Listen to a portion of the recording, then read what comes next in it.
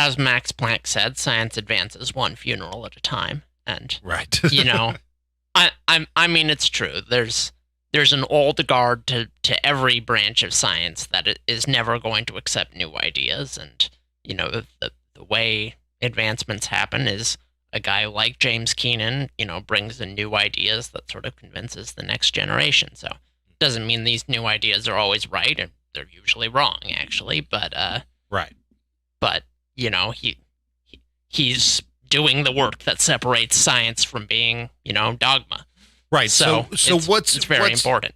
Would you consider your take on civilization and the building of civilization to be in line with the mainstream and conservative scientific view of this?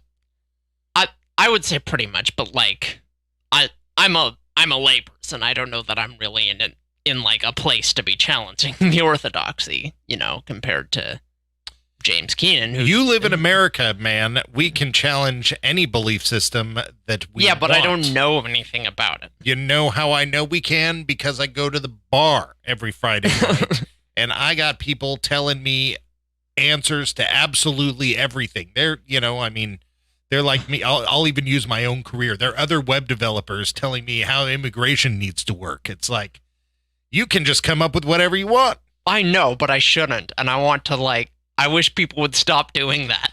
I wish people would stay in their lane. No. I know it's never going to happen, but I can dream. Yeah. Man, Anyway. what kind of liberal millennial are you that you wish people would just stay in their lane? That's so funny. I mean, I think we should eat the rich. Yeah, okay. That's cool. But I think we should eat the rich because basically sociologists tell us that really we should. The scientists, the mainstream scientists. Yeah, I mean, pretty much. Here's my thing. I feel like, you can invoke aliens and portals and all of that, but there was a land bridge between between various continents back then. You could walk from one side of the world to another. Yeah, but what he's talking about is not back then. We might not have gotten the best examples. We're talking events that were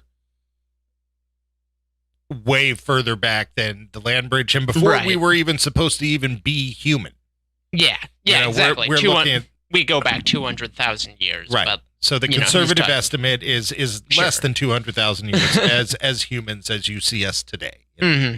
Yeah, so sure. I just feel like, you can't.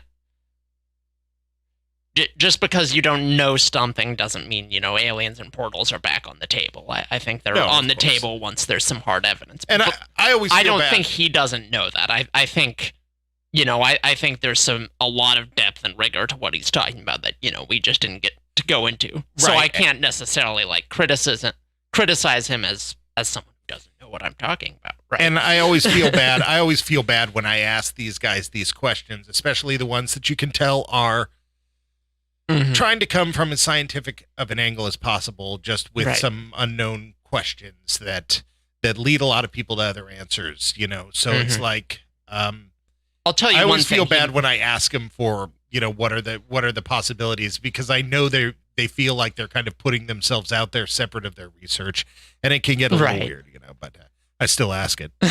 Well, that's because that's the most interesting part. And, yeah. I mean, I'll tell you one thing. He did make me want to, read more of his stuff and figure out exactly where he's coming from, because it sounds like there's a lot of detail there, and I'm willing to be convinced. Yeah, well, as has come up 1,000 times before, a lot of my interest in all of these topics comes from media, movies, books, stuff like that. And a big part of my interest in these ancient anomalies and catastrophic events is the pulp writers, American pulp writers of the 20s and the 30s. Like Howard and Lovecraft.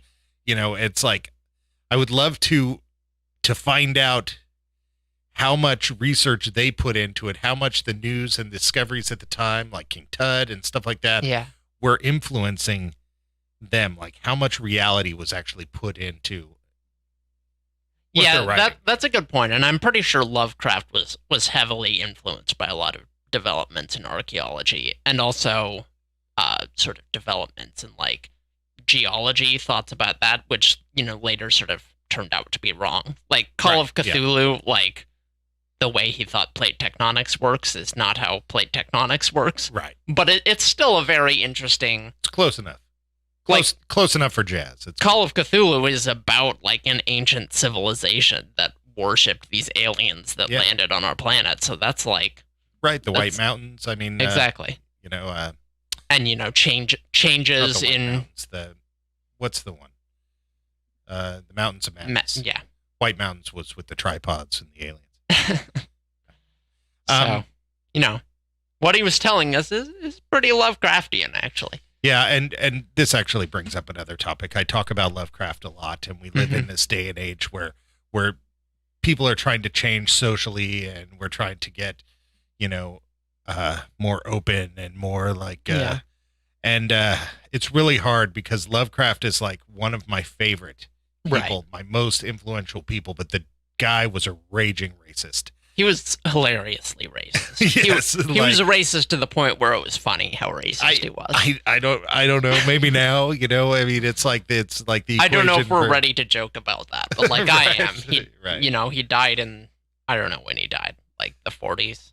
Right. Long time ago. Not soon enough. No, he just, God. Luckily, it doesn't come in his stories. I didn't know it until later. Yeah. Although knowing that about him, you can see where maybe a lot of his fear tactics came in with his stories. But it's really in his personal letters that he was just a raging racist. Yeah, I think part of the reason why I can't necessarily hate him for that is because, like, he was afraid of everything. He was That's true. He was not a well man. Right. And I feel like to a large extent, maybe his racism was just like a symptom of his brain spiders.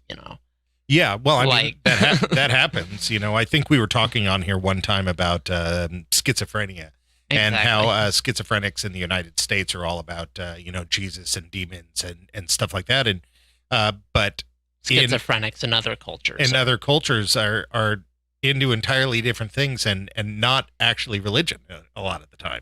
So it's like, so maybe we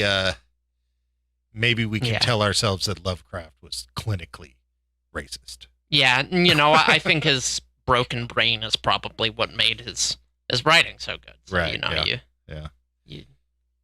If he was president or something, that would have been a disaster. But he wasn't. He wrote pulp novels. So right. Yeah, that's fine. That's true. That's true. You do have to judge where society was willing to put these people as a compliment to society on the whole. Right. And Robert Howard is a prime example of the stuff that I like. Because he sort of had like the multiple races fighting on the earth at the same time before we even really knew that was going on. And I think it was really interesting. So I'm wondering if these guys know more. We got to get a guy like James on here to tell us. Maybe we need to write our own book. The psychic said we were going to do something. Can I just write the outline and you fill it in so I can read it? Yeah, absolutely. I can just write 50 questions and you'll answer them each in a paragraph and I can publish and read the book. Yeah, I'm not going to do any research though. Okay.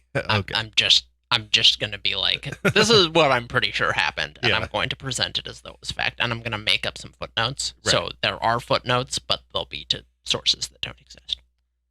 All right, fine. Screw you. No, we should do that. Oh, yeah, that's a good idea. What might have happened? Yeah, exactly. It's like the OJ book, how if I had done it, you're just going to wing it. Yeah, pretty much. All right, you're listening to Radio Wasteland. Come on back and find out what we got going on next week.